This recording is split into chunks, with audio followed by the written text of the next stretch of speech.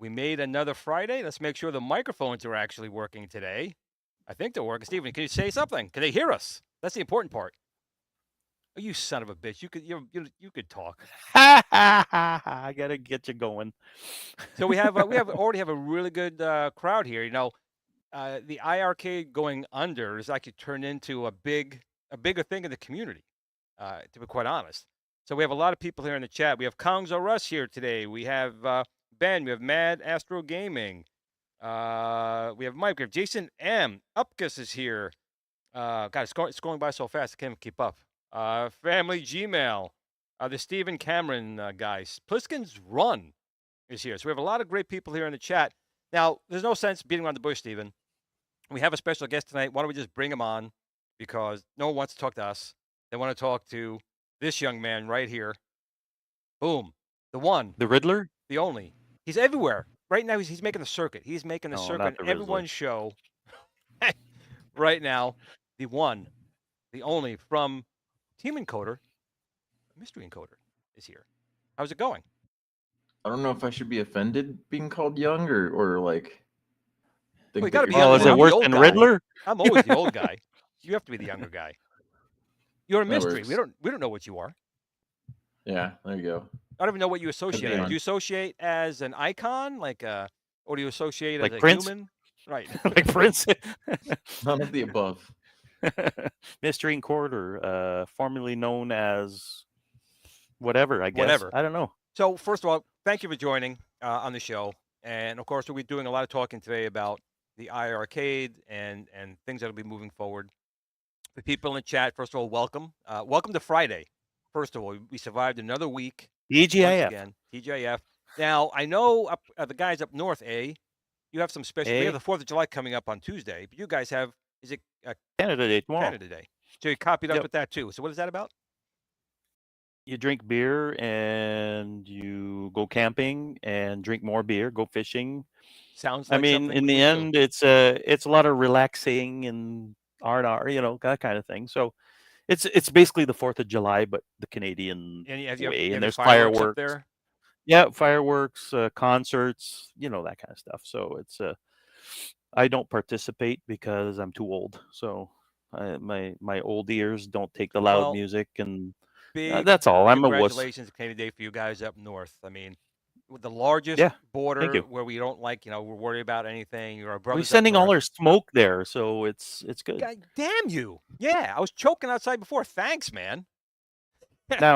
Now, mystery, did you get some of our smoke where you live? We don't need to know where you live, but Just want to know if you did you got any get some of smoke. the Oh, smoke? I already tell people I live in Arizona, but no, I Okay. don't. Yeah. It didn't make it way down that far? Nope. Well, it reached New York State, I know that. And I Yeah. know it went down to Ohio for sure.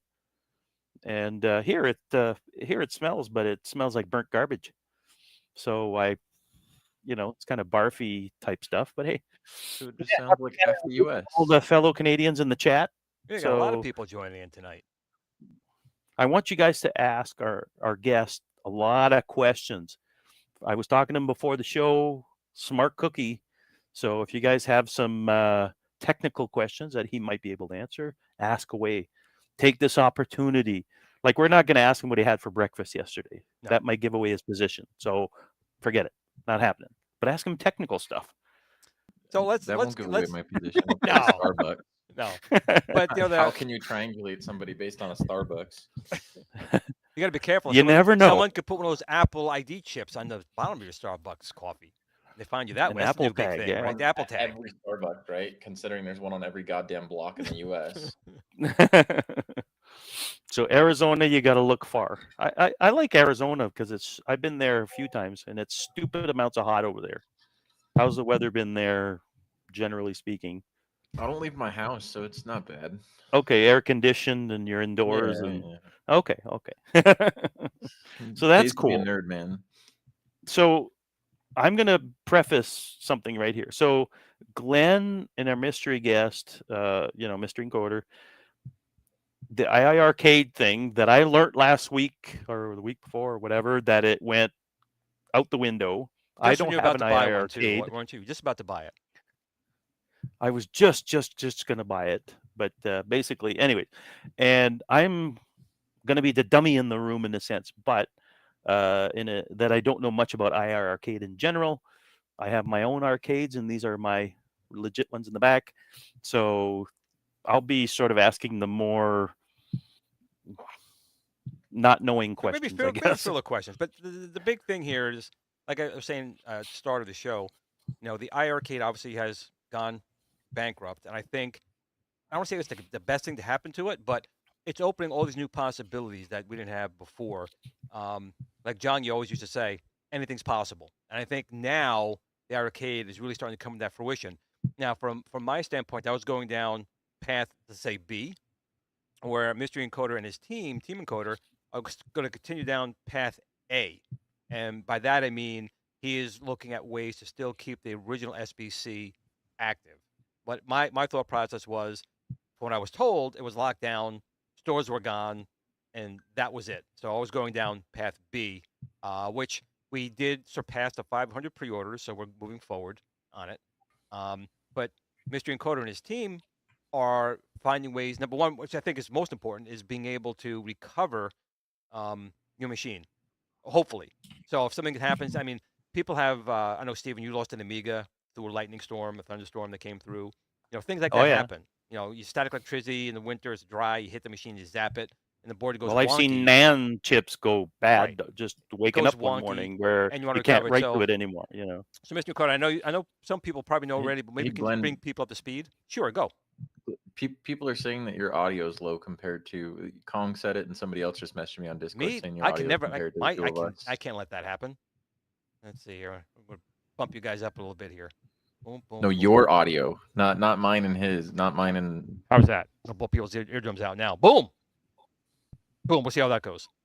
But in any case, no one wants to hear me anyway. They're here to hear you, sir. So most people here probably know anyway, but just want you to fill them in a little bit about what you guys have been working on for the iiRcade, and we'll go from there. So we'll just fill them in. First is the board that we announced to. The board itself doesn't do anything, which I've clarified on Facebook. It's just to get access to a USB port, which you and I were both told was disabled, let's say. Correct. And the so bankrupt edition. when paired with our software, obviously the first and foremost is allowing people to back up their storage. So back up and restore. So that way, if something were to go corrupt, now that the companies went belly under and there is no warranty or anything else, it's kind of a scary situation when you have an embedded board and data gets corrupted and it won't boot anymore. And it's like the hardware is still useful. It's just it can't do anything anymore, and you have no way to program it. So that's first and foremost, and then second to that is enabling it to where there's the possibility of side loading, apps for the Android ecosystem while preserving the stock interface. Because I know there's some people out there that are going to want to go the RetroPie route or Batocera or something like that, and it's like they have your board for that and your solution for that. Our goal is kind of let's preserve the existing ecosystem and add on to it and allow people to kind of do what they want while also enabling developers to be able to release their stuff. Because, as we've discovered, there was a few developers that had games in development and they're like, well, that sucks. There's no iiRcade anymore. How am I going to get my game out there that I just worked on?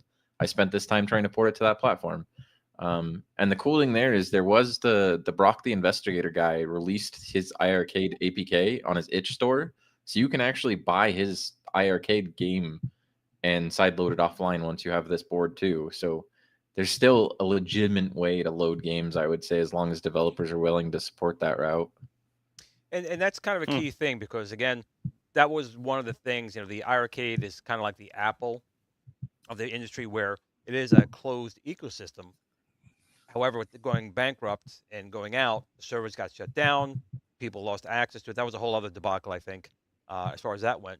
So by you doing what you're doing, if I'm understanding correctly, they'll still be able to safely do like a purchase and people can buy the games and load it on the machine, kind of like it did before. Is that what you're saying with that? Not through like a store, but No, I through know there's a using their computer in our process. software. Right. But I guess what I say Yeah. is would someone, if I wanted to actually sell a game, would I be able to ensure through this process that only that person got it, or so it doesn't go like if So there is something where I want to develop like there's various issues when it comes to DMCA and copyright and everything else, even if they went bankrupt. And one of those is you're not allowed to leak encryption keys on the internet because that's technically intellectual property in a way. It's been disputed before. So the solution to that is offer a portal where developers can submit their APK and submit a device ID for a person's cabinet and have it encrypted for their device because the stock software already has, those keys and algorithm embedded inside of it. So anyway, it's possible to DRM things for developers is the TLDR version of that. Cool. Which to lock it down to a single cabinet. Is a good thing. And the other good thing is it is basically running Android on the system right now, which is, good for knowing, I guess, the insides of the machine. Obviously, the chipset and the way things are laid out has to be done a certain way. But being a version of Android, I'm sure is helpful in this process. Yes and no. I'd prefer it was Linux just because I hate Android. But sure, it simplifies it for users and simplifies it for developers. I mean, I'm sure developers had an easier time porting to the system. So what kind of CPU's in this thing? It's a Rockchip Arcade 3399. Right. So that what's the clock speed on that is? I don't know. I don't know offhand. 2 point something gigahertz. Okay. Right, How much RAM's on that thing? It's a pretty decent. I think 8 gigs. Yeah, it's 8 pretty gigs. decent. That's not bad. It's still pretty decent. So, and that's the big thing that they never really released anything to really take advantage of the machine. The way to explain it is that it was Rockchip's flagship chip as of 2 years ago or something like that, until this more recent line came out, the 3566, and I don't remember what the other one is. 3566. That sounds familiar. Yeah. So that, for people who don't know, again, Team Encoder is working on Plan A. I'm working on Plan B. My SBC, called the GRS SBC Viper, has an RK 3566 in it. But with all these features on here, I'm going to let it out of the bag a little bit. Mine will be upgradable. So If a processor comes out that's faster, or we need more RAM, Is the SoC going to be socketed? I will tell you some stuff offline. There's some things that we'll keep between Okay. everyone else, but I will say that Well, I don't see how my else you'd be able to do it. well, Yeah. here's the thing. I'm designing this again. I'm designing this as a gamer, not as a corporation. So I want to make sure that when you buy this thing as inexpensive, I'm shooting for like $39 for this, as with an RK 3566 and everything in here. But I'm designing this for gaming. I want this really to just not destroy the pie, but I really want this to take place of it, and I want this to be used in a broader sense. So if you have a So lower, outside of the iiRcade, even absolutely. So I want people to say, like its okay, own thing. an RK 3566 enough for me, but maybe I need an RK 7524, whatever they come out in the future, or more RAM or different video processor. That's what I'm building into mine. I'm building in basically expandability, which you've Expandability. not Yeah. seen in any SBC So like before. a DIY retro console instead of just an SBC. Right, and that's what I'm bringing to the table here. My chipset is already going to be more superior to what's in there now. But once we start getting out there, once we start selling these, and people see what we're doing, we're gonna start kicking it, just kicking it up a notch. So again, And you're gonna call it the build the console. more or less. And again, I'm gonna send one out to ETA Prime, and Mr. Encoder would be happy to send you guys one and a few other people so they could do performance testing on mine, and then showcase its modularity, which I think is going to be key in our market, in the gaming Oh, market. absolutely. So I'm going to shut up now because I shouldn't be That, talking about that my stuff anyway. I just wanted to kind of yeah, throw a no, tidbit the out there. module, dude. I'm excited to talk about your stuff. I know all about my stuff. Well, that's No, why this is a that's good match. cool. This is a good match.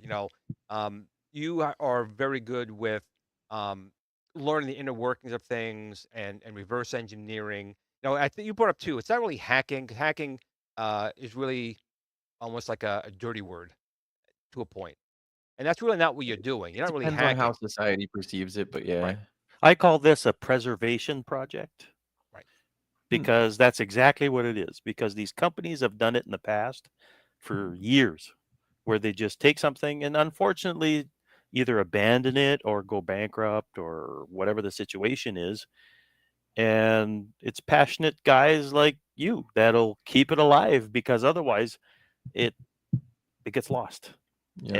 And in Speaking of the what end, you're saying too, is that's one of the things that Jong specifically stated he wasn't aware of in the past was we had access to the board for over a year. We waited till they went bankrupt before attempting to release Right. anything because they had a store. We don't want to take away from developers and stuff like that or yeah, enable piracy potentially or anything. Right. this And is good. I call that's this preservation for sure. Yeah. well, it's also just like I said, being very respectful. It was a machine. You are in the background in case something was awry, which turned out to be the case. But you're not here. You're not here, and I'm certainly not here to take away people's income. Piracy. There's a lot of legal games you can load. People said, I'm doing this SBC. Even Console Kid says, John kind of called us, uh, pirates or stuff like that, or Yeah. pirate ROMs. My SBC doesn't necessarily have to load that. It's up to you. If you go to a store and buy a There's car, this is my analogy. If you go and buy a car, I can take that car and drive it to work. I can take that car and run 10 people over in the mall. I can't Or determine you what you can do with the hot car. rod it. Do Right. whatever you want. Right. I can't Well, I determine what mean, you there's do with the car. also there's people forget that there's things like open bore, there's ports, there's Doom, Yep. there's you can buy games with commercial emulation on Steam and Yep. take the ROMs out and technically legally own that ROM. Correct. So there are legal ways of obtaining ROMs. They're not Correct. as straightforward as going in a store like Right. iiRcade made it, but it doesn't mean that it doesn't exist. Right. What you're doing and what I'm doing, it's simply giving people options they didn't have before. It was a machine that was really going to go defunct. So it's up to You the know, end user to do with it what they will. But I'll say it here: you and I are not promoting piracy in any way, shape, or form. As you just said, there are ways to yep. do it completely legally. And that's There's why I said first 100,000 different ways. Yeah. yeah, that's why I said first and foremost, backups is kind of the main goal of this board on the side of side loading. It's like that only works if developers want to support it. That's the thing. This is an interesting subject tonight because companies have done this, like especially Nintendo. They'll run after whoever just for trying to preserve their games. And meanwhile, there's some other places where they'll embrace that stuff, and it's a mixed bag at this point, because if it weren't for emulation in general, I'm just talking on the emulation front, not what you're doing exactly, but emulation saved the arcade, in my opinion. It saved it. Otherwise, Donkey Kong, Pac-Man, with all of the boards dying and degrading over time, Yeah. it's a preservation thing. And basically, I wish the companies like Nintendo, Microsoft, some companies get it more than others, obviously, but in the end, they need to have something in place to preserve their stuff, basically, Well, and not I want to come down on the community to try to preserve it. Yeah, That's the I problem. want to hit on that. I know Mr. Encoder had stuff to talk about this. I want to bring it up again for people who may have missed the 500 other shows that brought this up. Now, I've been talking about a long time that DLC, downloadable content, and all the traps and pitfalls that come along with that. And I think it was never more scary with what happened towards the very last days of iiRcade. Now, Team, you know where I'm going with this. So, Team Encoder had put up pretty much at the last breath of iiRcade a way to download some games that some of the people who made these games wanted to be accessible. iiRcade said it was impossible. He showed that it was. People downloaded it and put it on the machines. And if they left the Wi-Fi on and turned the machine on like the next day, bloop, they went in and took everything off. And in some cases, took off too much, and they had to put stuff back on. But that's what's always been my concern with DLC. Not the fact that people deserve the money for making the game. I'm not saying that. But when you don't have a physical copy, stuff like this can happen. And I know you talked about it before. I want to just bring it up again. Cat. What is your feelings on kind of that, kind of going in a back door? And Are you asking me or him? I am asking you, Stephen. Who cares? I don't care about No. Stephen. My concern isn't even necessarily what they did or how they did it. It's more so the fact that it was possible. And somebody said that's a concern with cloud-based devices. That's my concern with closed systems. That's why a lot of the FOSS community, the open source community, are scared of closed systems, because that's actually the guy developing our boards. But no, Nice so job. yeah, but so the reality of it is closed systems, we have no idea what they're capable of or what they can do. And it sucks because you own this hardware. You bought this hardware. We didn't lease it from them. Right. We're not renting it from them. It's not like Rent-A-Center where you go and rent something, you don't pay your bill, and they come back and take whatever you got or whatever. That probably didn't land for him because he's Canadian, but they've got to have something like that there. We have similar stores here. Yeah. So, I mean, that shouldn't be the case here, right? Should it? Like, the reality is I understand it from a business perspective of why something like that might exist. What happens if somebody, uses a fraudulent credit card on your store and buys all those games? How do you get them back? How do you Right. prevent that sort of behavior or discourage it? So the idea of removing it without a user's consent makes sense. But then we get into the idea of, what if during the bankruptcy the servers get bought out? And what if, because that happens, somebody now has the ability to push apps to your arcade without consent? Right. Now they can take your machine, your hardware, in a completely different direction that you never agreed to, and you don't have to consent or opt in at all. Like pushing have movie no I agree with ads, that. pushing movie ads for Indy 5 this new Indy. Yeah, No one wants to see this film, but they or push the other it. thing that the other argument or statement idea that I had about it was, if somebody bought it out and it was somebody that was controversial as far as political opinion, like, somebody that I don't know, they don't publicly support gays, or maybe they do, and some publisher or game developer, some rights holder, isn't okay with that and gets in a lawsuit with this person. What happens when they have to remove a title from all of those arcade cabinets because the developer's not happy with them? Right. Regardless of whatever contracts are in place now, if a different company owns it, the rules change. It's basically a tethering effect. It's like Microsoft. If they were to go bankrupt tomorrow, my entire library on my Xbox would be gone. Yeah, One cut, and so all that it's money okay invested, because we can have faith in these multi-billion-dollar companies. I don't have faith of them not to do evil, but at the same time, I have faith they're not going to go under and I'm going to lose my crap. Right. Well, that's the thing, right? Like, I have no way of getting some of these games back if Yeah. they were. I don't have physical copies on some of them, Yep. and You're Even the like, physical okay, copies on an Xbox I Series know they X phone or home, and yeah, I know. well, no, It the discs. Half the time, the discs have no data on them. They're just license keys, essentially. Right. yeah, Nowadays. probably Nowadays, that's No, true. they they download are the whole like thing. 100%. They are. Yeah, like yeah. like I know for sure. And that's the worst I part of don't it. buy the games physical anymore.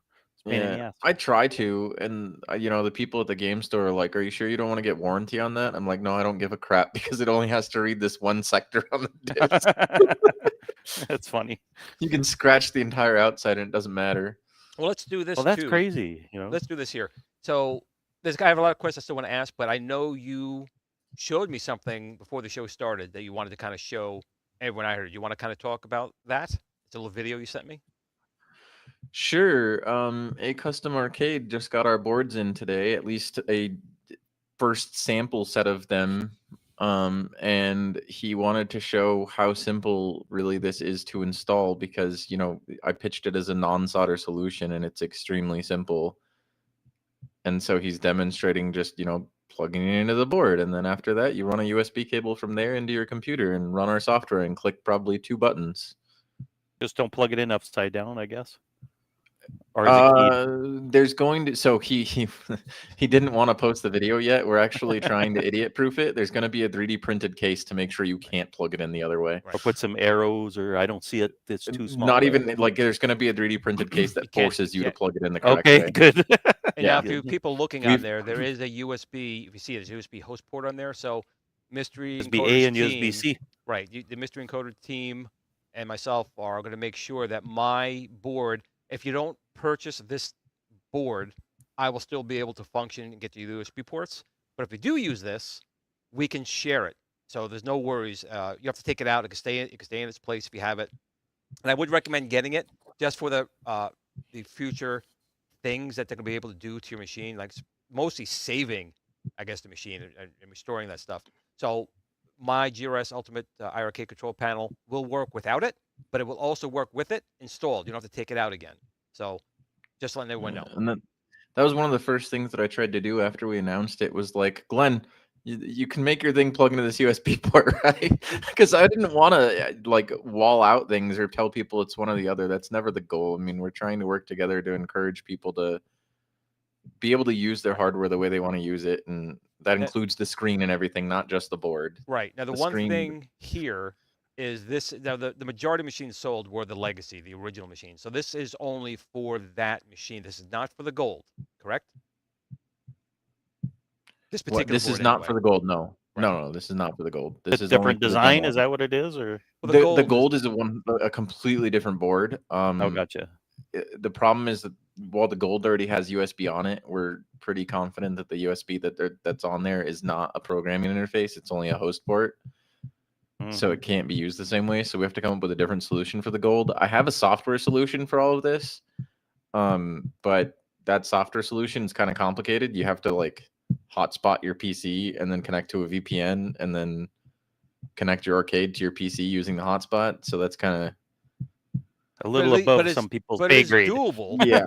But the thing is, it's doable. We were told that none of that would be possible. It was locked out. Yeah, and the other thing about the connecting to the VPN thing is it's software solution, so it only allows you to side load. It doesn't really allow you to back up the firmware or the software that's on there and everything else. And yeah. So people are obviously they're getting a lot of things at child. Buy it now, buy it now. It's right now. It's just they just got a couple right now to verify the design. So Prototype. It's not in production yet. This is a first set of them. We have 30 of them that a custom arcade has, and we're shipping them out to YouTuber people to test them to make sure that it's as idiot proof as it can be. And when somebody tells me that they break their board, I'm going to call them an idiot and say, sorry, there's no new ones. But no, I mean, that's really the issue here. That's why we need to prototype first, because the reality of it is there is no replacement board if this bricks your board. And that's why, Kong's are us. He was asking me, he's like, can I show a video of me cutting the end of a USB cable and shoving the pins in there or something like that? I was like, no, please don't, because I don't want people to brick boards that are already limited in supply. Like the setup that I had prototyping this stuff before we had boards manufactured was so sketchy that I saw the header peeling off the board while the USB was connected to it. Like, Oh wow. Right. because it I was mean, stressing it. Like the USB cable's heavier than the header, and it was like, this isn't. That's what I was trying to explain to B is it's not like you don't just connect it once. You it stays connected. right. You connect your computer to it, and it becomes like this offline thing. Because some people, Jong is getting upset that people are upset about, or not upset, but afraid or scared to connect to Wi-Fi. But the concerns that I mentioned about that in terms of another company potentially taking over, another person, another investor, whatever it may be, people are fair to not want to connect to Wi-Fi at that point. Well, the thing, real Hmm. quick, Squished Bug Games, my Heavy Metal Titans buddy, asked how new boards we manufactured. I think the big problem was it is a beautiful board. They spent a lot of money. I think probably too much money on the board. I think they could have made it a lot simpler. Yeah, definitely, dude.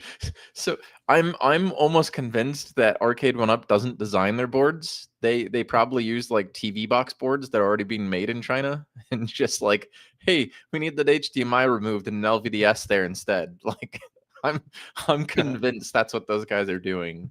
They are not Probably putting cost money into effectiveness, R&D right? for the Right. boards. Right. Right. Whereas So, these guys like silk screen their boards and they put iiRcade on it and stuff, and it's like you spent so much money it's on that. beautiful though. It's a nice looking board, but they did spend a lot of money on it. I But could have. nobody's ever gonna see it because the control panel says you void your warranty if you open it anyways. So who was that for?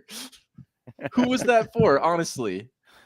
Somebody that did make the People like discovery. me, as soon as I Ooh. got it, I threw 2 of my Tron sticks in there. There's gate switches were right in there, and I saw, I was like, "God, this is a nice board." And it was a nice board, That's funny. but MCAP, they wasted a they lot of money cannot with it. push an update to break it. And the board I think is pretty robust, but again, that's me. I've been taking things apart since like 1973, and I stuck my fingers in Oh, enough electric sockets to do that. Other people are a little more squeamish about it, and well, that's what you're trying to I say is you're trying to make it as simple as possible because not everyone is oh comfortable yeah, with no, this.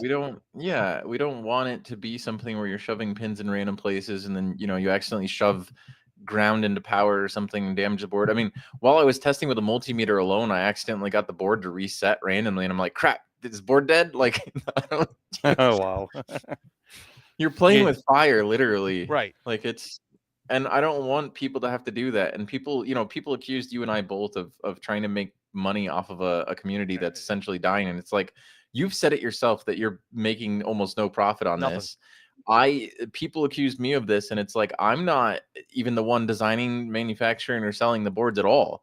If I wanted to make money, I'd have a Patreon or some crap and be like, here, pay me for software that's locked behind this Patreon portal. I T, don't give T a needs crap, dude. T needs to know if it's waterproof. Uh, I'm assuming I no. don't know. Ask a custom arcade. I want to see what happens if you pour water on it. If you wipe it off, it might still work. I don't know about the iiRcade board itself, but our board But might have rust. I don't know. like we said a second ago, that's the problem. I think that probably we have to grow a thicker. I've learned over 10 years to grow a thicker skin because what I do here, I'm doing for the community. I'm doing it for the people who purchased it. I've never made money because look at my house. My basement's still a wreck from its flood. I haven't had money to fix it. I'm not doing it for that. I do it because people, like you said, people spent good money on this stuff, and you're even doing it in more thrifty than me because you're able to hopefully maybe $30 gets the machine going again. Mine's a So it's little more. 20 before shipping. There you go, plus shipping. And I know we've been talking as well with my control panel. We're looking at ways to get my other controls, my spinners and trackball, maybe working Yeah. with it, and then of course outside of that I'm as well. excited to see how the gate switcher works, because I know you and I talked about on your SBC specifically, you can make the gate switcher switch Yes. back and forth based on the game that's being played. Yes. And so I'm excited. Part of the reason for the community to be aware of that Glenn and I even started talking was getting his stuff working with some of this stuff, because we're soft modding it and he doesn't have the same access we do. Even in the Arcade 1-Up realm, where maybe a spinner doesn't work on a Civic machine or something like that. And I had reached out to Glenn because of that. And it's Yeah, the betterment of the that was another community. kick in the teeth. That was from Arcade 1-Up. That was just another kick in the teeth. I'm helping them. Yeah, but and it's they the block betterment me. of the community. Like, I like experimenting with this stuff. Like that's kind of what the pinball thing was. It was how far can we take this? I wrote open source software for Glenn Switcher. Oh, There we go. There we go. Boom. Yeah. But it was, I mean, even on the pinball stuff that I did for Arcade 1-Up, it was how far can we take this? It was fine challenge, like trying to drive a third screen. You don't have a third video output, so how do you do it? And those are the fun projects, and I think that's the stuff you enjoy as well, and why you make some of the products you do. Absolutely. Absolutely. And so, I mean, I more so than playing the games, I love hacking the machine. I like seeing the inner works. I like yeah, modifying it. I like seeing what can be done with it, and making it better if I can. Honestly. yep.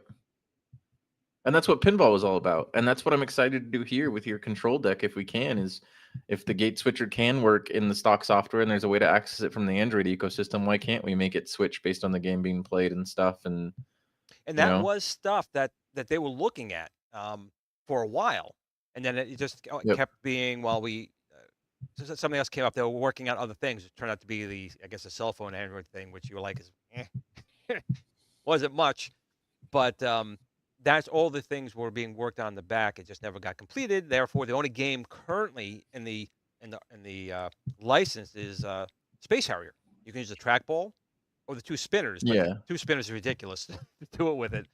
But the yoke, like the Star Wars yoke, I can't. I'm sorry, Oh that's man. wrong. I was wrong. It's the 1977 space opera controller. I don't want to get in trouble with John D again with that. But Operation Wolf, Operation Thunderbolt, and games like that, the yoke worked great with it. Even with like a paddle game going back and forth. There's always you can make games more interesting using these other controllers on there as well. But Yeah. I'm excited to see what you guys can do because I don't have that kind of access. So that would be kind of wild to Yep. see what does work.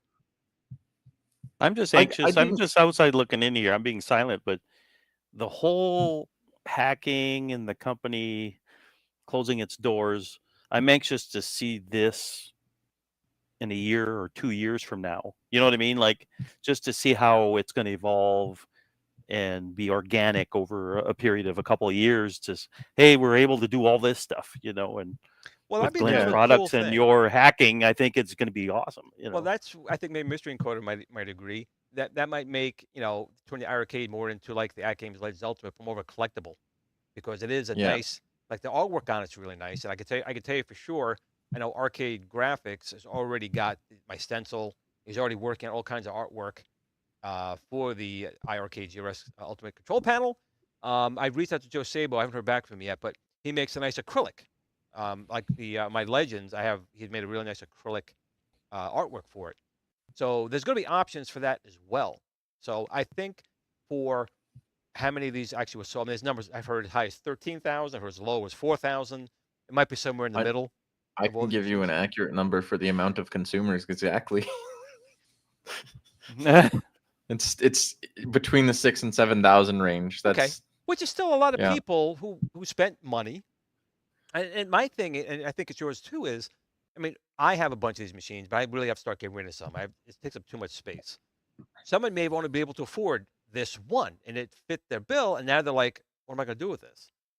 And that's why Yeah. you're here to Well, do this. so on that note, to be fair to them as a company, or to be fair to iiRcade or owners of them, games you downloaded aren't going away, right? If somebody downloaded games and it's their multicade, and sure, there's no online platform that they can download new ones off of, but they didn't necessarily get screwed. I know there's Right. people that are saying they got scammed and stuff like that. And it might be weird for me to defend a company, but from a business perspective, and if I was to put myself in their shoes, you got the product you paid for. If you didn't buy it late in the game where the store was already shut down and you couldn't obtain things, you did obtain games. You have that library there.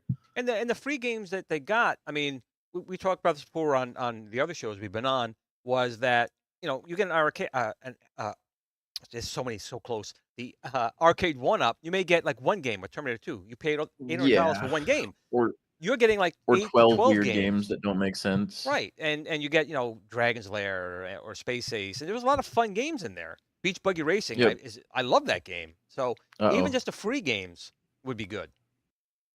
Is he lagging, or is that just me? No, it's he's happening. lagging, and I think it's his son is. That's exactly what's going on. My son is upstairs right now, stealing my bandwidth. You can mute your mic and start yelling if you want. I might have to when it happens again.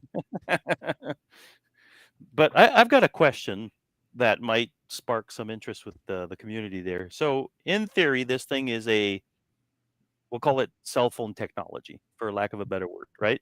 Mm-hmm.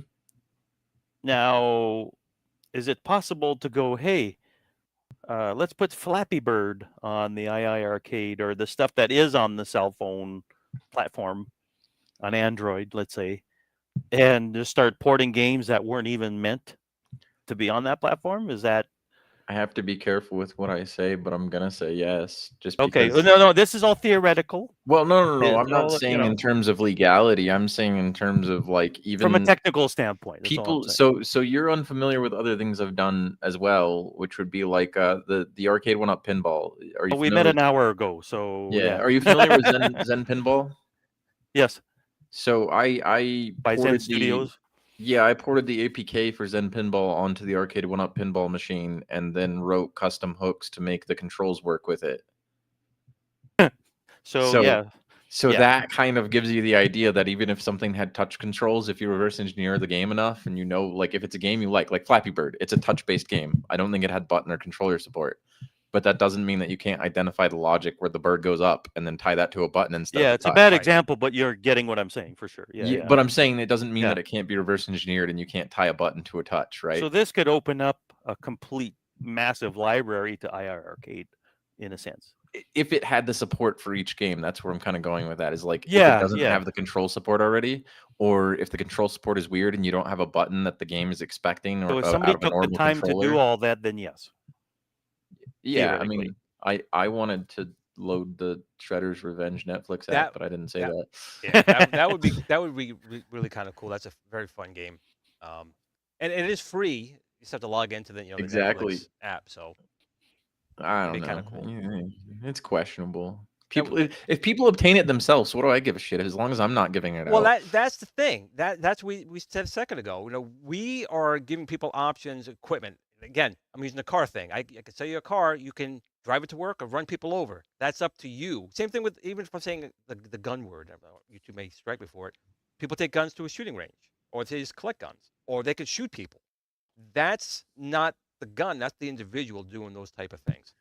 That might Yeah. have been a bad analogy. It was probably with the This show's cars. about, we'll say it discreetly here. This show is for educational purposes only.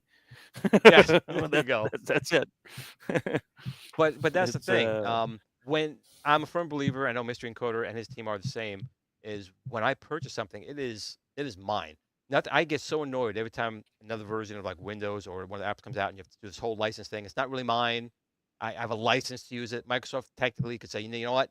Nah, you don't have the license anymore. You have to uninstall this program.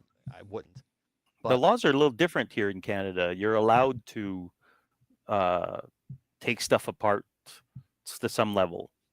And I know in the US for a long, long time, you couldn't Yeah, do we have that. right to repair. Yeah. Yeah. We have the ability to go, okay, I bought this thing, I'm going to fix it or take it Yeah, apart. Eh, that's considered right to repair here. Yeah, exactly. And in Canada, that's been the law for years. So I don't think it's changed. Maybe it has, but I'm not a lawyer. But I know for sure that people like it up here because of that, that you get to fix stuff because you bought the damn thing, you know. So it's Yeah, so we have a really nice organization called the EFF, Electronic Frontier Foundation, that they support activities like that, and they'll actually go to court and fight lawsuits for people that are facing issues with hacking something or breaking something open for the purposes of preservation or something else, and they're huge advocates for U.S. laws that enable us to do those things. that's I know that the guy on YouTube, what's his name, Rossman, I know who you're talking about, Louis that Rosman, that's the guy. Yeah, he fights the for the right MacBook to repair guy. repair and what's that? Yep, Sorry. the MacBook repair guy. That's right, yes, exactly. yes. And he it pisses him off when Apple and those companies just sort of, no, you can't touch our stuff. And I think it's the dumbest thing ever. You buy these things and they become doorstops. I think that's BS, like through and through, because what are you going to do with it? I mean, you might as well try to repair it. You might as well try to Well, it becomes have fun with it it. becomes e-waste, and that's something Mr. Encoder is trying to avoid. And I'm trying to avoid just something to become Well, more I think Mhm. all utility. of us that are technical. I mean, I have an iPod Touch that I bought for my kid. That thing can't even play a piece of music anymore.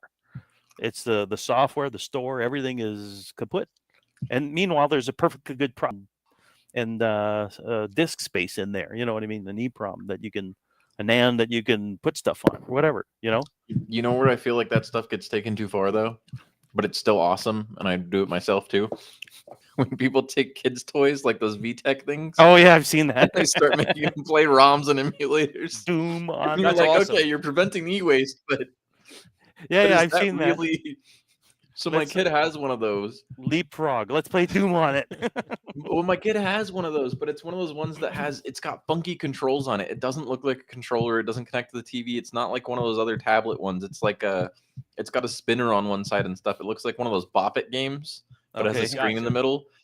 And I've been considering doing it to that just for fun. Like playing Mario on it or something would be hilarious. It's probably doable for sure. Now, let me You know? ask you something here.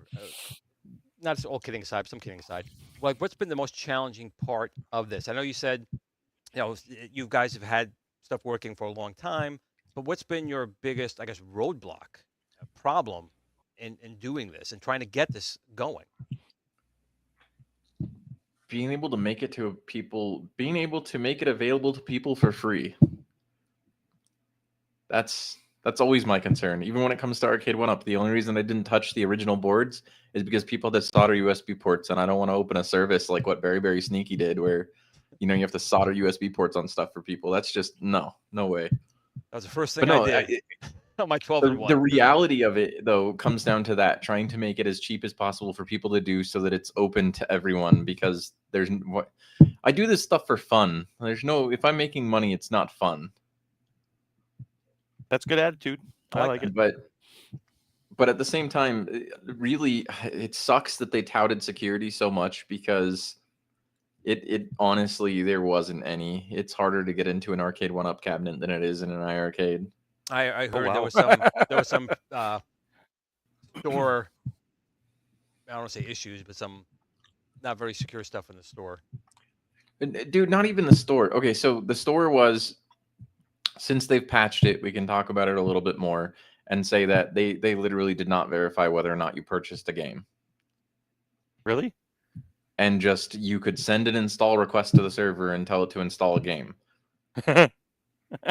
So, How does that work exactly? They used an API, and so the whole script thing that I released previously was, I didn't enable that capability. I didn't allow people to steal games, right? There's paid games on there. The reality of that is, the script could have, put every ID on the store in there, and then you could pirate every single game. There were some unlisted games that developers didn't get the chance to release, that users were, maybe these games were never even announced. Maybe these games were, something the developer was still working on. I don't know. Point being, there were these Somebody games said there. Metal Slug. Metal Slug is one of them, and Oh, wow. and there were games there that people never even got the option to see, and it's like, the company's going under. This right here is part of preservation. This is stuff that isn't even out there. So let's release a script that adds some buttons to the store in your web browser, and you click the buttons, and it makes the request. How about somebody open their own store and just change the code to, you know what I mean? Like, just make a new store, because the store, from the sounds of it, isn't that elaborate. What scared me personally I used to be a web application security expert. I don't do web app security anymore. Not as much. You don't get it as much on the product side, and my focus is more product professionally. When you see issues with APIs like that, it starts to make you concerned about whether or not people can do things like, if I can change the ID of a game and a purchase isn't verified, what's to stop me from changing my user ID? Does it display payment information? And to blanket that theory or question, I did not attempt that. I didn't see anybody's credit card information. I don't know if that's true. There's people that are accusing me of stealing their information, and that did not happen. Well, it looks like the door was left open. The reality it would be a was safe the case. assumption to know that so was my left open. point that I'm making is, if the person that developed this was that unaware of the potential or the security, or didn't look at somebody wanting to do that, or considering that as a possibility, what's to say those same considerations weren't made in other places as well? They weren't. But I can't tell you that. I don't know. I didn't try. I didn't want to. that me and Glenn have been on the planet for 50 plus years. I don't know how old you are, but anyways, it's people are But irresponsible in so the IT sector. well, and it scares you because that is if the wrong person did target them, what's to say all the payment information or something couldn't have been stolen as a result? Right. Probably has been. Right. And then on the cabinet side, one of the things that I've mentioned in the past, the only reason why the whole VPN, hotspot, all of that, even the least technical person is going to be familiar with the idea of HTTP versus HTTPS. My kids know what The that S is, is and for they're not saving. technical. The cabinet communicates over HTTP Really? on everything. Wow, not even encrypted. Damn. Yet their PR guy, I don't know what his official role was, Michael S. I have nothing wrong with the guy. The guy seemed like a genuinely good guy. All of the streams that he did were great. I got a good impression from him. I can't say the same about Jong personally, but I got rubbed the wrong way because there was information I could have disclosed and I chose not to, and they didn't have a responsible vulnerability disclosure program. These are the kind of people where you observe them from the white hat hacker perspective, and you think these are people that are going to target you because you tell them they have vulnerabilities in their system, not just patch them and say thank you. Sad. So you just avoid telling them anything whatsoever, right? Because they'll be proud, the ego will get in the way. Yeah, but the problem is that they go on YouTube and start going around and going, oh yeah, our platform's too secure. That's why developers don't have access. That's why the debug port got disabled, Glenn. That's Oh my why God. you can't use your light guns on it over Bluetooth, because our platform's too secure. Well, you just told everyone that it's not, so BS on them, I guess. Well, it doesn't exist anymore. So the pants are down. and if they try to reboot it, they better fix it. So well, that's the thing. And I find a lot of companies do that, even in IT, where governments are reliant on security and stuff like that. And this is just an arcade platform, I know that, but it exists everywhere, and a lot of it is human irresponsibility. Paul Barnes said it right in the this chat. is negligence. Yeah, exactly. That's the only way to describe this. This is the kind of thing you get pulled into the SEC here. It is negligence. Yep, I agree. Because if they didn't know, they should have had someone in the know. I'm almost to the point where I just didn't think they thought that part through. But they should have had someone on board who would have thought that through, especially with credit card information. What's funny? You know what's funny about that? Arcade 1UP doesn't store personal information on their cabinets, right? Like on their leaderboard ones or anything like that. I mean, there might be an email or something tied into it. Did you know they have a third party that does security testing for them? No, but that's good. Every cabinet actually gets cybersecurity certified that Arcade 1UP releases, and that's why they're $6.99, $7.99 a cab. Probably right there. It could be, that could be one of many reasons, but yeah, I mean, they put the effort into doing that, which is surprising. It's good in a way, but I think if you're taking somebody's money, that should be an automatic no-brainer responsibility. You know what I mean? Like Kevin's talking about how the credit cards are encrypted. I know personally, looking at the portal, they were probably plain text because you could see the last 4 of your credit card when you showed the page where your payment information was. So why would you put clear text in a database? I do PHP programming and stuff, but that's part of the problem too. Is like they have to decrypt it in order to process the payment. So when you save your payment in something, regardless of PCI regulations stating that it should be encrypted at rest, there's a difference between at rest and at transfer. And at transfer, it's still plain text. Mr. Cutter, real quick, family Gmail had a question, and I think I know the answer myself. And he's asking basically, with your board, can you use a Wi-Fi? I guess he's saying a Wi-Fi for Retroarch. The stock Wi-Fi. Yeah. Would that be something that's possible? I don't see why not if you install the Retroarch APK. That's the thing, is I don't want to say that anything's possible or not possible because we're enabling you to do it. It's up to you what you do. But I think he still has trademarked anything's possible. Royalties. So we have to be careful with that. Yeah. Well, no, but regardless, like it's, I don't know. I'm just saying it's up to people what they do with it. We're not gonna. Yeah. Well, again, you're the keys to my kingdom. Have fun. If there might be things I take personal interest in, but But if app packs are APK Android packs are able to be loaded, in theory it's possible. It doesn't mean it'll work because obviously Retroarch, like everything else, the pack is designed for a certain board type, whether it be a phone or something along the Sort of. lines. Android's a little more universal.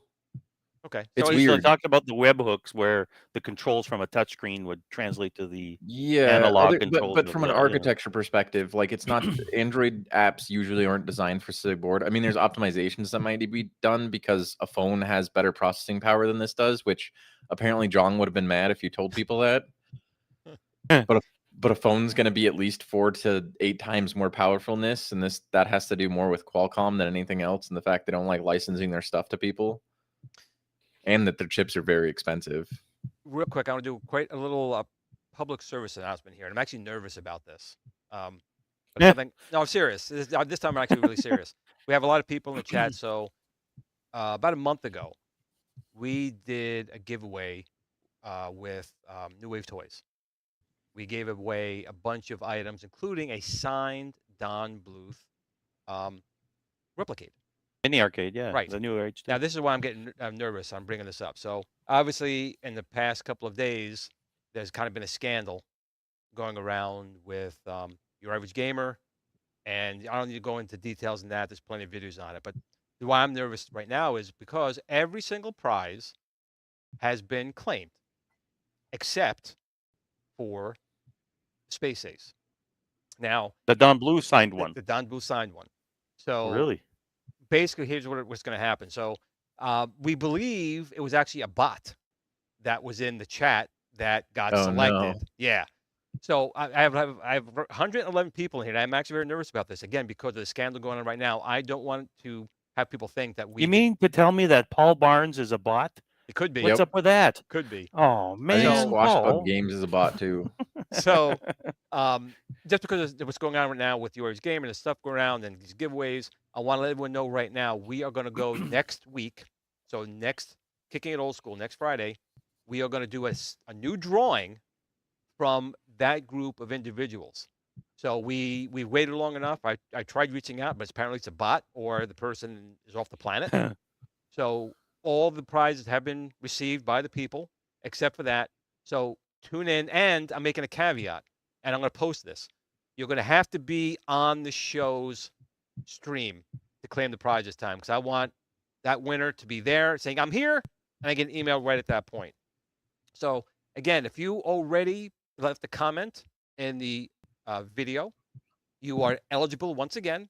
The only caveat now, and I will post this, next Friday between 8 and 9, you have to be in the chat to actually win. I'll pick it. If you're there, you say, I'm here, send me your email, and we get you assigned the very last Don Bluth New Wave Toy Space Ace. I'm just very nervous about this, again, because of what's happening. I don't want people saying, oh, Glenn, it's a scam. You weren't really sending the machine out. And I've been racking my brains out for this whole week since this went by because, again, everyone got their gifts. And, you know, I'll bring up on next week's show the person who was supposed to win. And you can tell the wording is even weird. So it's like, yeah, I probably should have caught it then on the show, the way it was worded. So in any case, we are going to be doing the giveaway next week. Someone's going to win a signed Don Bluth Space Ace. The only thing that's going to change is the person has to be in the live chat to actually claim the prize. As long as you're here, you got it. If you're not in the chat when I pick it, we'll go again until someone says, I am here. They win, and they will get their gift. So, Hey, I mean, second chances. that's it. So That's basically it, right? I'm starting to write my Chat GPT plugin to listen to the stream to know what to type. So I just wanted to get that out here. And I was very nervous about talking about that again because of what's been going on. I don't do stuff that way. Every giveaway we have done has been on the up and up, and any giveaway you do in the future will be on the up and up. But again, it's just right now it's such a bad taste. Are you everyone sure know. your wheel didn't have question marks on it? Actually, it definitely did not. Glenn, I want to tell you something personal. I identify as a bot. Okay. So there you go. So yeah, that whole thing. I'm getting the parts next week.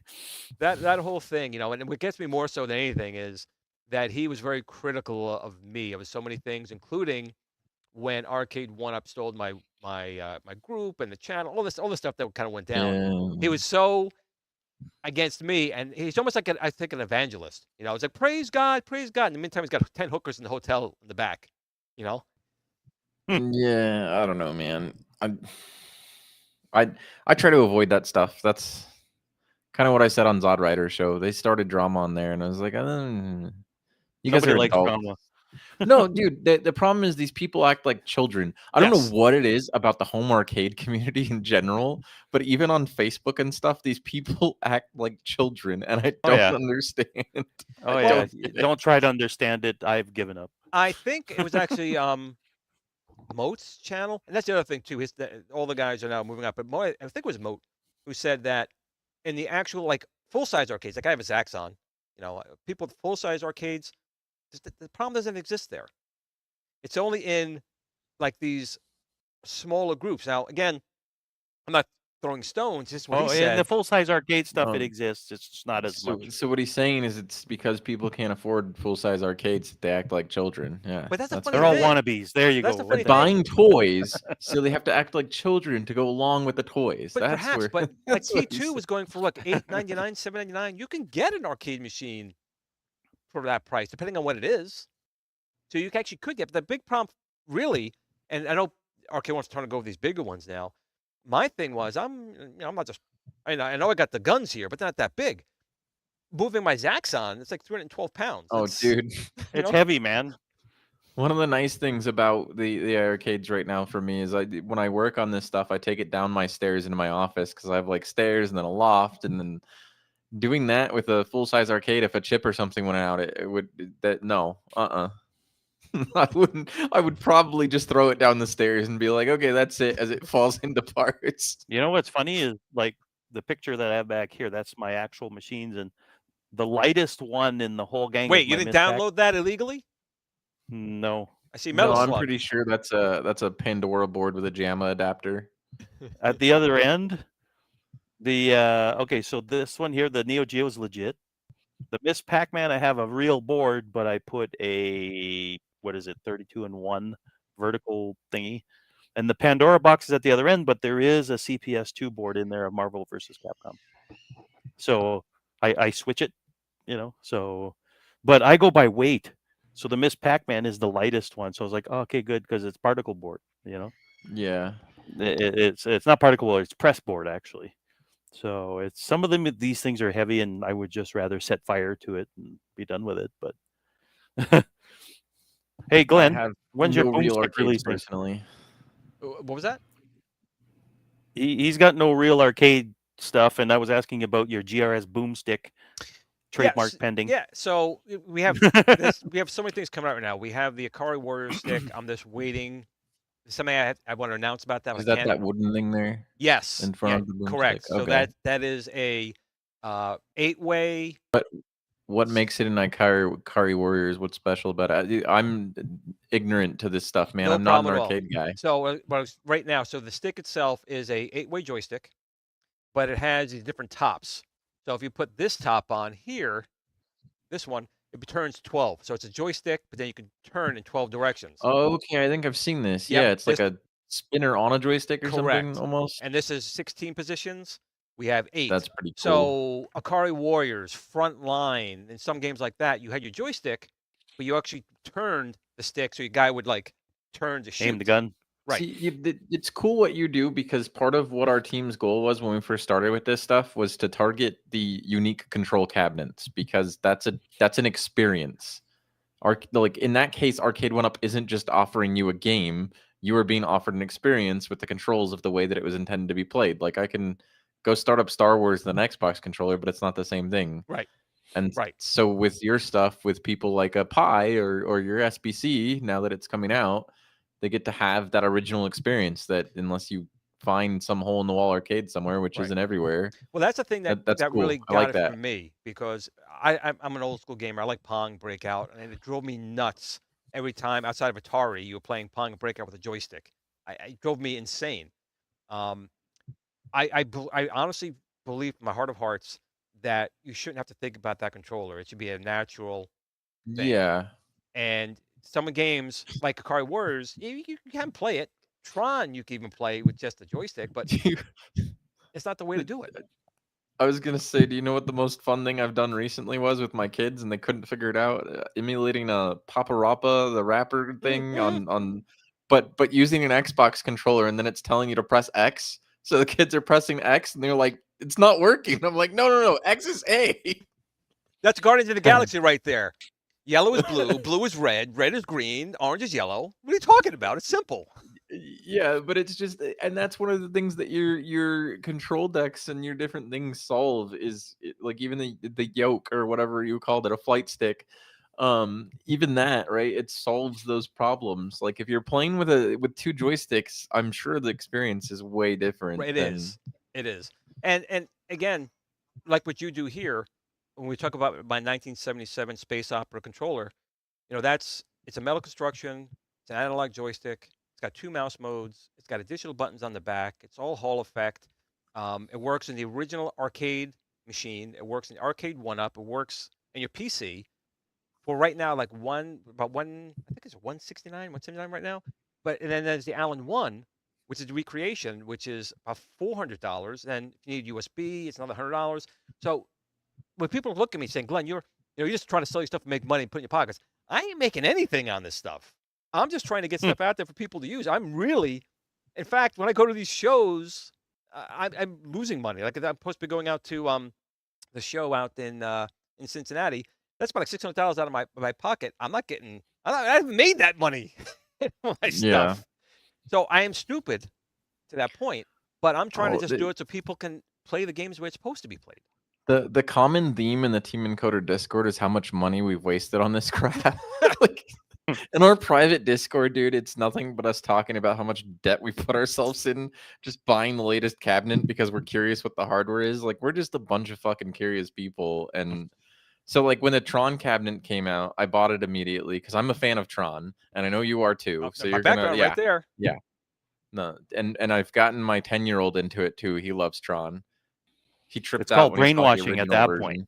version. Huh? It's called brainwashing at that point. Oh, whatever. You have No, no choice, kid. Play the Tron. arcade game's actually pretty cool too, but no, I don't know. Like we looked at different cabinets, and it was like I personally tried to avoid some of the normal joystick cabinets because the unique controls were cool. But then you get stuff like I don't know, the Ridge Racer's unique controls, and then it ends up being Android, and then I'm like, I don't want to touch it, and that's hypocritical because I'm gonna mess with the iArcade, and then Right. yeah. Right. But I don't know. The Tron cab's cool too. People were saying that we should soft mod it and put Gorf on it. You know what? That would be kind of cool to have on there. Gorf, I don't know if that'll ever actually come out as its own cabinet. Yeah. Um, Is it not popular enough? I don't know anything about it. That's Gorf? yeah. Really? So Gorf, fun Dude, game. I'm not an 80s kid. I was born okay, in the 90s. okay. Well, Gorf basically was a mix mash of. They had a Space Invaders level, they had a Galaxian level, they had like a black hole level. So they mixed a bunch of different games into one, and they had the very bad Wizard of War speech synthesizer. So you're being taunted. Space cadet, you will die. So it was a fun game. You had the Tron style joystick, but it was black. It's a very fun game. ColecoVision had a great port Yeah. of Gorf, but as long You got to as try it. as long as you replace the joystick and spinner in that arcade one up, you'll be fine. Just don't keep I'm lucky enough that I haven't had to replace it yet. I do have a 3-year-old that hangs from it, so I'm surprised I haven't yet. It's Wait till Dude, they get older. let, it'll let me I'm snap know when it right on. amazed does. that I'm amazed that the Ridge Racers held up to him too. I've literally seen this kid hang from the wheel on there, and it's put up with it so Well, I far. think the So pedals are the weakest link in that one, right? I don't know. He doesn't go stomping on them, so I'm good there. But no, I don't know. That's where I was going with that though, is just acquiring arcade one-up cabinets became a hobby more than just the games on them because of our own desire to experiment and dump stuff or figure out like are we going to be able to soft mod this eventually or whatever, and I don't know. Which The which one of the uh-huh. boards you felt was the best to work on? From they had their Gen 1s up till now. is any one of them easier or better to work on than another, or it's the you same? can't really give them generation because there's a lot of variations, like Very Sneaky's original Gen 1 idea versus like trying to identify generations of boards. They really use them per purpose. But as far as like the best one to work on, do you mean like of ease, like in terms of getting more stuff on it, or? Yeah, I think for you working on it, 'cause I know one of the big things you guys are trying to do is not only be able to soft mod it, but you're trying to make it as easy and error-free as possible. So pretty Yeah. much anyone can um do it. yeah, I don't know, that's hard to say because each one has its own complications. Like it's less about the board and more about the software with them, because they do weird stuff with their OS, or like controls are read strangely. So like we were talking to somebody recently about how controls are fed in through like serial on a lot of them. And so like even the pinball, for instance, it's not just simulating a controller for the games. The developers of the pinball apps had to like read the UART interface, the serial interface, and actually decode the controls off their encoder using that. Seems like a lot Hmm. of extra steps. Yeah, well, and it makes it complicated for us because of that, right? Is like then if we mod it, you can't just install Retroarch. Retroarch has no way to read that serial interface. It doesn't know, like it doesn't have any interpretation of those buttons. You have to throw And an that's what a lot encoder of board. people misunderstand with what we do. Is it's not like we just plug a USB stick in, throw some RetroArch on there, and you're good to go. Like there's a lot of investigation that goes into the OS, and then Terminator 2 is a good example. I'm still going to press you and be excited if you make a Terminator 2 gun instead of a shotgun. I'm But glad you brought that up. um, So real quick on that. So Arcade One Up did some shenanigans with the Sinden technology in that machine. So in the Big Buck Hunter, you have the Sinden gun and you have the trigger, and it reads a trigger. It's like a keyboard presses what it sees. But in yeah, the T2, those buttons are it's actually different. it's being read in the camera. Yep, So it's camera not data. impossible. It's not impossible, but it's going to be a little more work to make that work because there's no physical buttons. It's actually flashes in the camera. And the camera then reads that Yeah, and sends it out. yep, it's Weird. fun. But our where I was going with that is T2 is a complication for us because the board itself. I mean, just like dude, I forget your name, Steve, Steven. Yeah. Steven. Me too. Just Is like you Steven? said earlier, these are all off the shelf boards at the end of the day. And so part of our little experimentation is buying the off the shelf versions of these boards. And an example of that would be that we bought, an off the shelf version of the same CPU that's in the T2 or the same SoC that's in there. Um, Sorry, my dogs are going nuts. That's okay. I don't know if you guys can hear that. Yep. Glenn's got a dog. I had a cat meowing here a Well, minute ago. Whatever. so we bought one of those boards, and we tried to run RevX and stuff on it. And it was or Time Crisis, the arcade version. And it was like, this runs great. It runs awesome. And then you go try it on the same SoC, but on an Arcade One Up software, and it's like, nope, it lags like garbage. Wow. Weird. So software can actually make that much of a difference, and that's why it's so hard when you ask me what board would be best to really give you an answer, because there isn't, like, the board doesn't make the difference for us. It's whatever the hell they did to the software on every cabinet. Wow. That's crazy though when you think about it. That they play around Yeah, with the software that much the Now, that it software kind of changes breaks it. so much on every board. And Hmm. that's one of the other things people have questioned us on is why if you soft modded one, can't you soft mod this one? It also has USB. It's also the same board. It looks the same. And they'll question that. And it's almost an ignorant statement to make. And it pisses us off when they do it, because it's like, no, the controls changed. The kernel's older. This changed. That changed. And it's like, it's this thing where it's like, you know what? Fuck you. I'm done. now I was Well, going to say they're looking at it from a layman's they point of are. view, right? I mean, So it's like, I want to ask somebody here too. So obviously, this is a hobby for you and your guys. You said it yourself. It's kind of you throwing your own money into it, and you're just kind of seeing what you can do and push it. But what do you like Yeah. doing outside of that? I mean, I know you have kids. What else do you like to do? I don't know, man. he This told is us before the consumed. show he doesn't like to go outside. So No, I mean, this is Now with your consumed a lot of my Canadian time. fog coming down to kill us. I mean, my more recent hobby is actually shooting firearms, guns, that kind of stuff. That's a hobby I picked up recently, which requires going outside. I promise I don't do that in my house. I was gonna I'm not the say. dude with the firing range in his You basement. can with the GRS Sinden shotgun. You'll be able to do it inside just fine. There you go. Shameless plug. Shameless plug.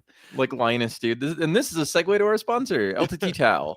Yeah, Like- and the screwdriver and the Yeah, whatever. yeah. That's gonna be Glenn pretty soon. He's I do gonna it, make yeah, so much stuff he has to stop to do that. just like Wayne's World. We will not bow down to any sponsor. Yeah. With the Pizza Hut thing, I am excited to see how your shotgun performs. I was excited when I heard that you had recoil in it. Yeah, the recoil, You know, actually, I was on your stream for that. yeah, we with Sinden, we were talking about that, and we really tweaked the recoil on it, and that's actually better now than we originally did it. He's very Yeah. happy with it. So if he's happy with it, we're happy with it. So it's just really starting to get the production up on it. So it shouldn't be too much I would longer for that. I would never talk poorly on him, but I feel that he has lower standards than I do based on the way the recoil works on a real Sinden. But I think he's you want to be knocked on your ass, is what you're saying. yeah, you know, I shoot real guns. I want to feel that shit. well. This I know was our firing a first- real 12 gauge with a 3-inch Magnum knocks you on your ass. Well, we're not gonna gonna have sure, that. by experience. We're not gonna have that, but no, this was our first partnership, and he's very happy with how it went.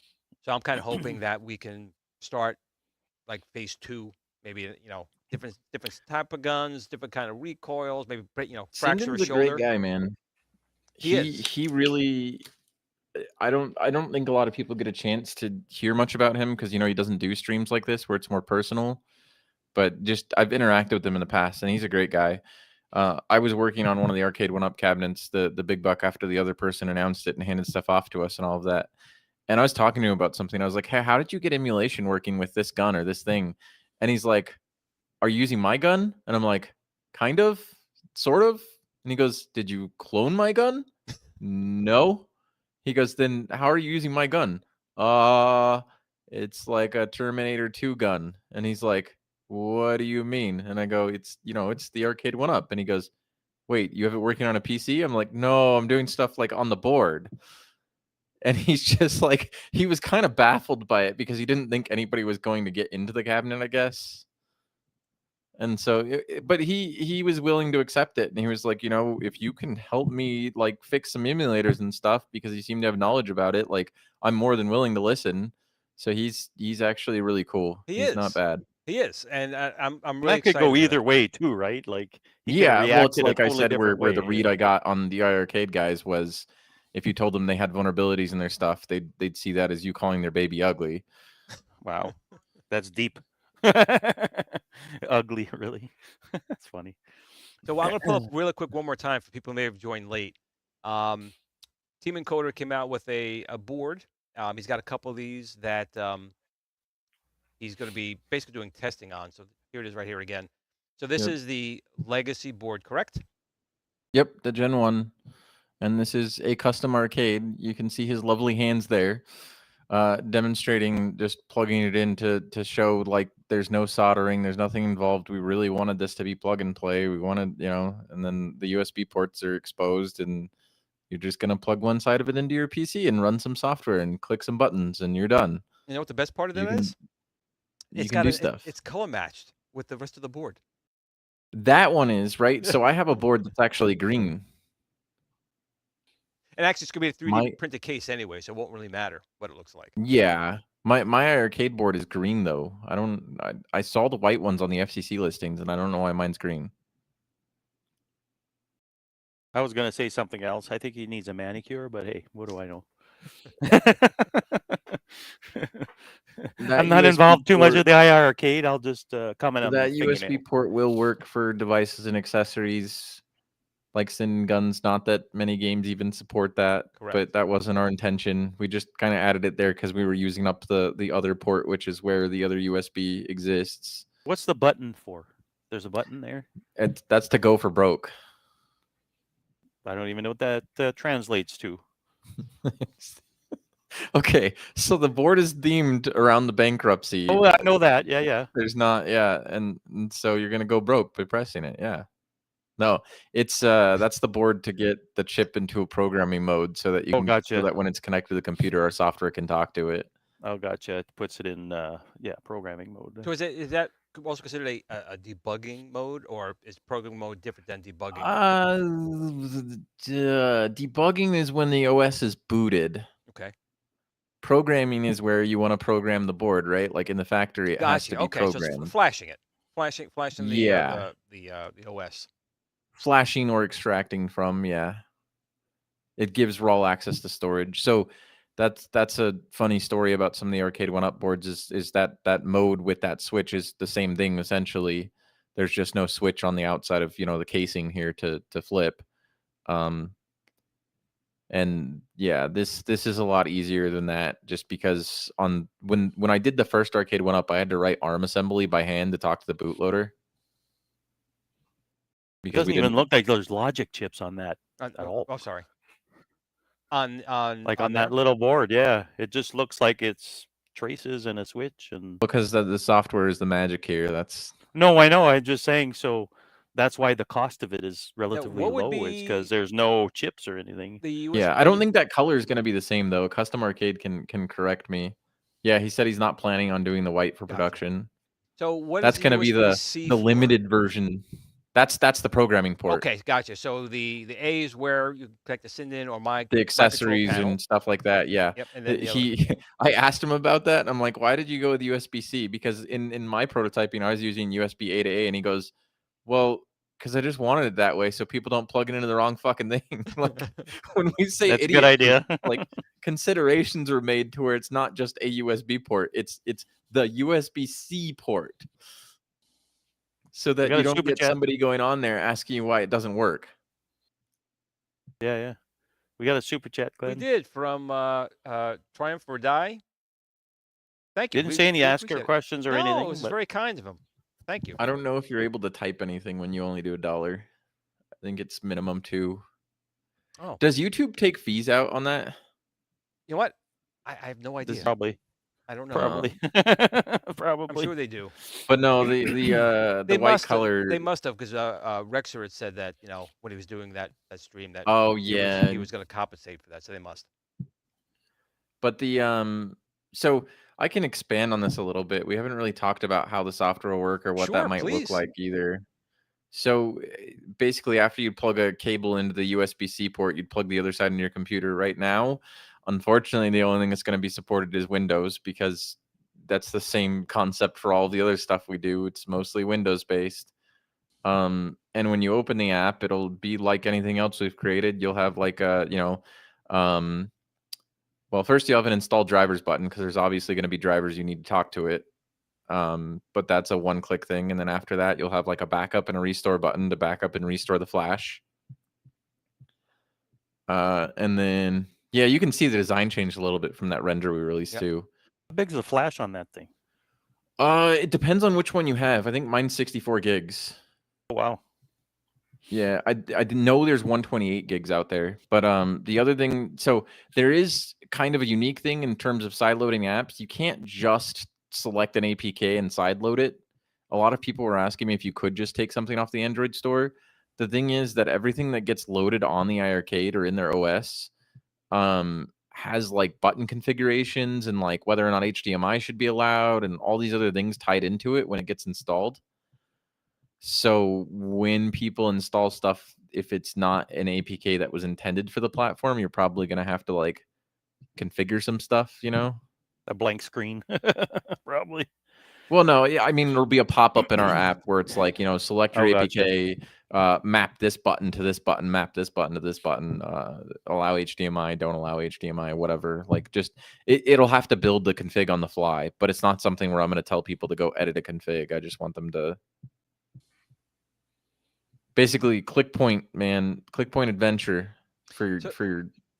So I guess the next question is, if testing goes well, the board is a go, what do you think people might be able to start putting an order in for these little guys?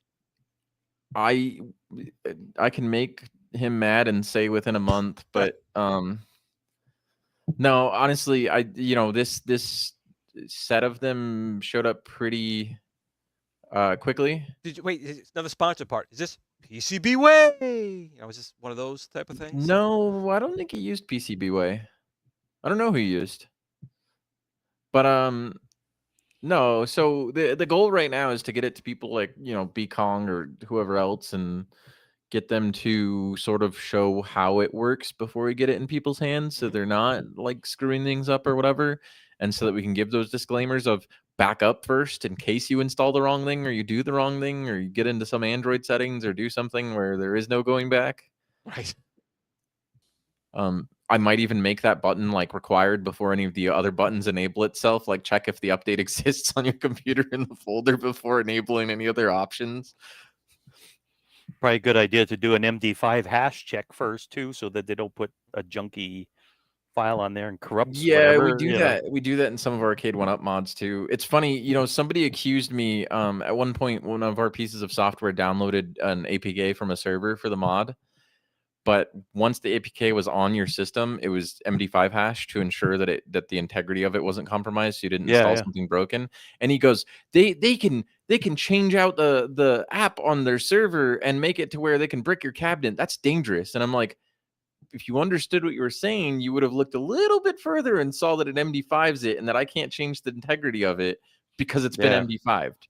Yeah, that's right. If you got a fingerprint of an MD5 hash, and that's one the byte of it, itself, it throws the whole thing off. Yeah, and the app itself and the MD5 couldn't be downloaded from the server, only the APK that was being installed on the system. So it was like, your argument here is you trying to make something where there's nothing, and all you're doing is pissing me off. Like,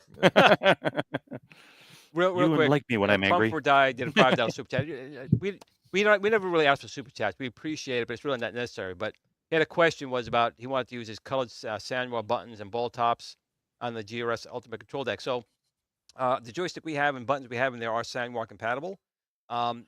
They're wired, so it'll be obviously unplugging all of our switches and buttons in there to put yours in. But yeah, it should work. It should be fairly simple. Just got to plug all those wires and are the measurements the same? They should be.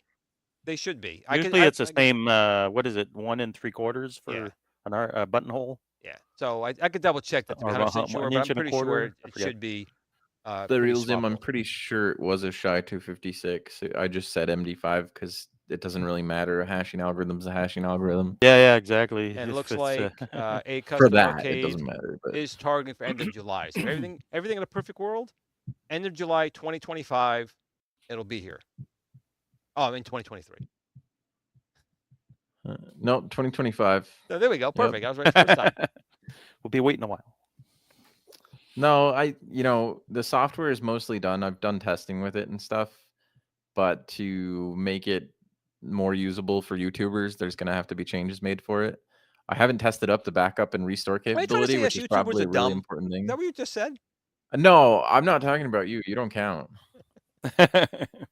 But people like Steps have asked for one, and I'm we're trying to get it to the YouTubers so that they can do these tutorials or videos and stuff. And I was questioned for going on Zohar's stream, and it was like, for me, there's different audiences of different people. There might be some shared audience in some places, but you're gonna have a different audience than Kong might, and somebody like, I don't know, 19K Fox might have a different audience. People have preferences of who they watch.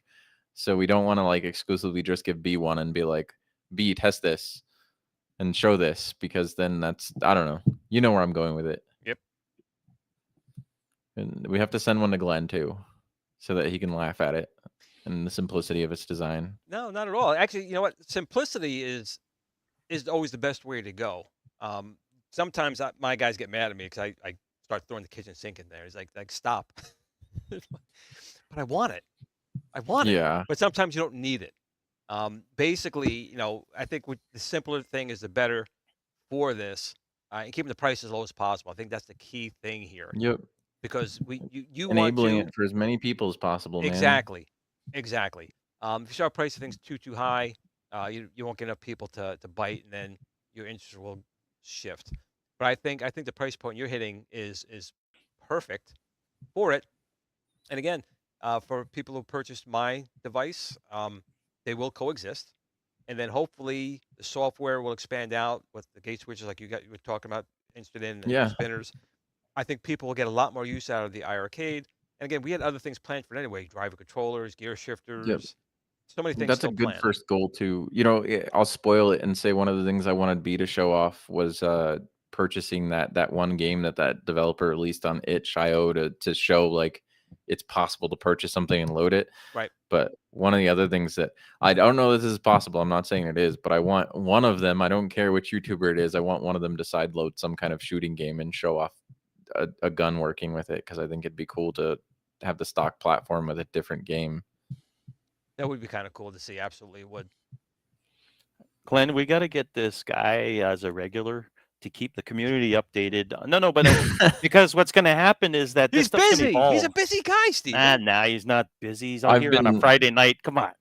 I've been on way too many freaking YouTube shows lately. This He shit has. It's takes like Well, I'm like much time. 59. I'm like number 59. Well, he's been on a few that I researched before the show. So no, but I mean like to keep the community. I'm not saying every week, but every few months to get you back on to go, hey, where's things at now? And then you bring everybody up to speed and go, hey, we got this working, that working. 40 days. He's gonna have everything done. He's on the next project. He's got kids, man. I mean, he's got to be busy to some level. Mine aren't little anymore, like hanging off the arcade steering wheels at 3 years old. Mine are teenagers, and they think I'm. Mine are interested in this stuff. That's the cool part about it is they're.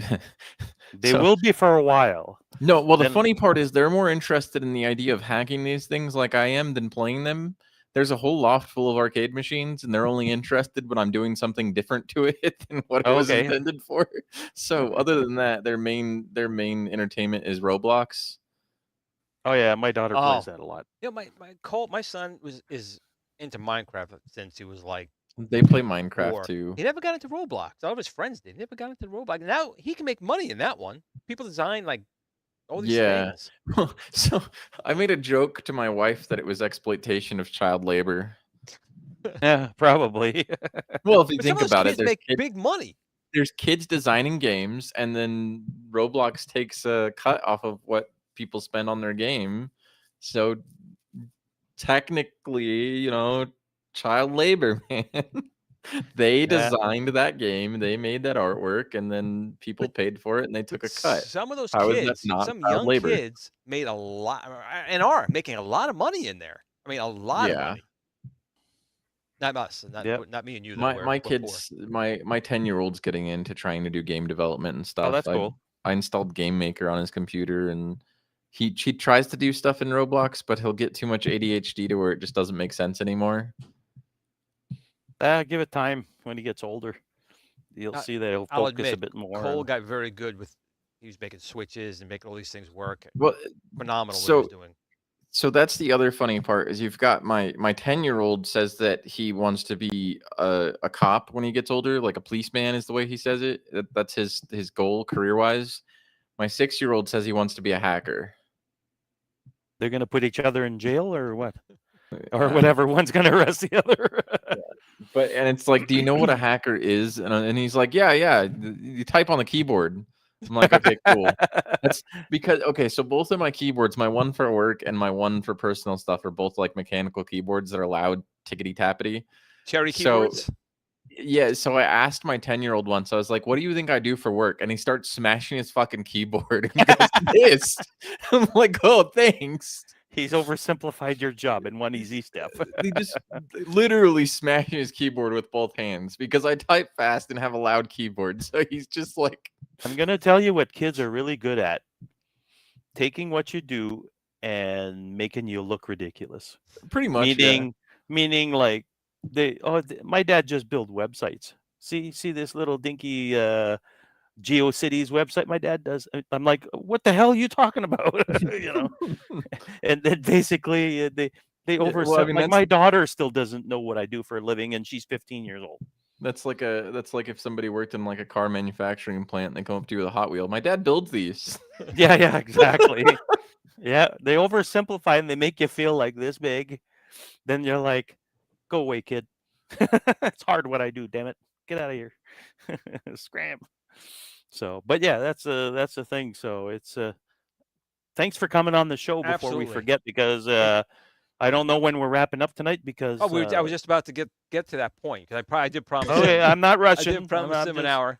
But is there anything that we didn't cover you wanted to say? I don't think so. I mean, the reality is, you and I want to work together on this stuff. We talked before in the past. It's you and I Yep. are we like collaborating on things. We both like experimenting with stuff, and we both like giving people the best experience possible. So That's what it's about. that's It's about That's the what community. matters. We want to keep them happy.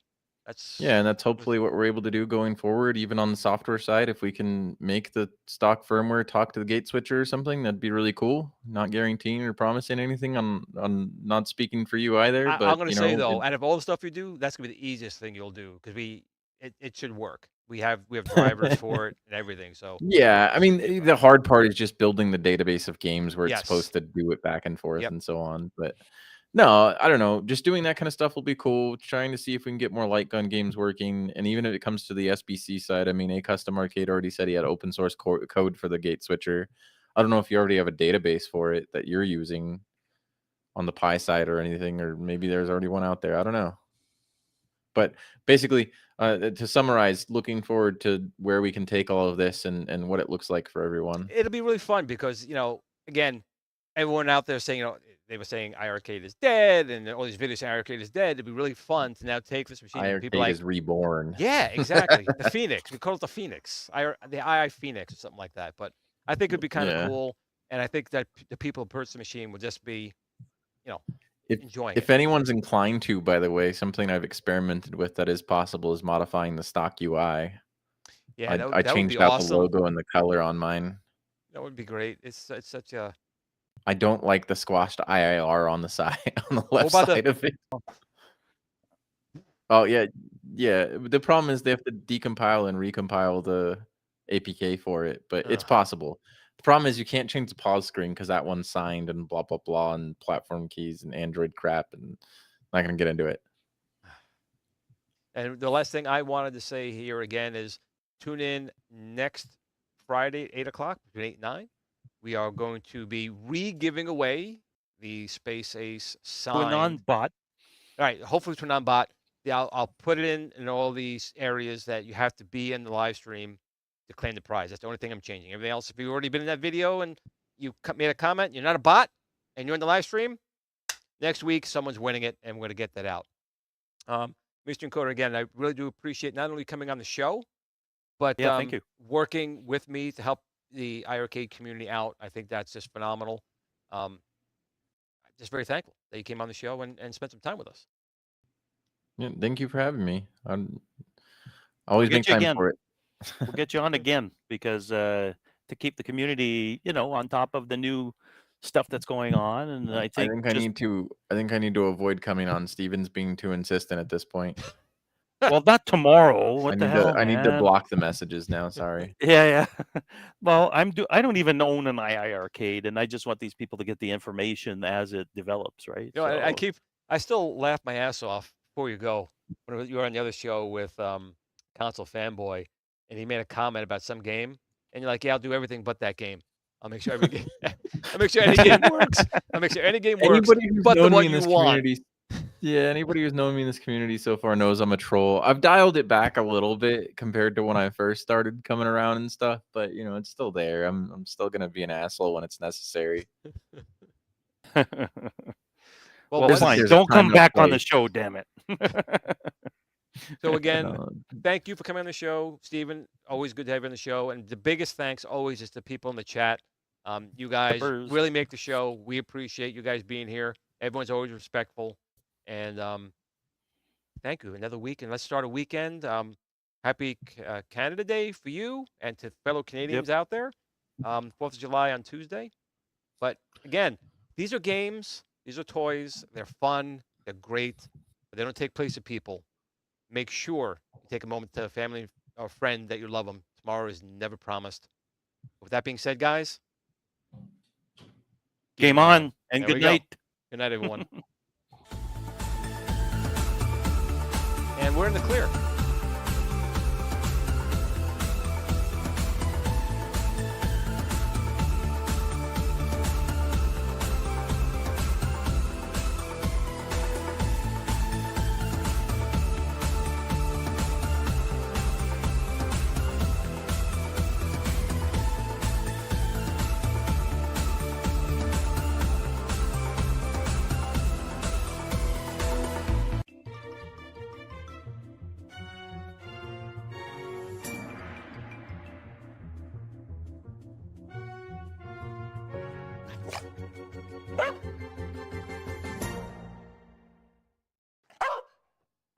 Game on.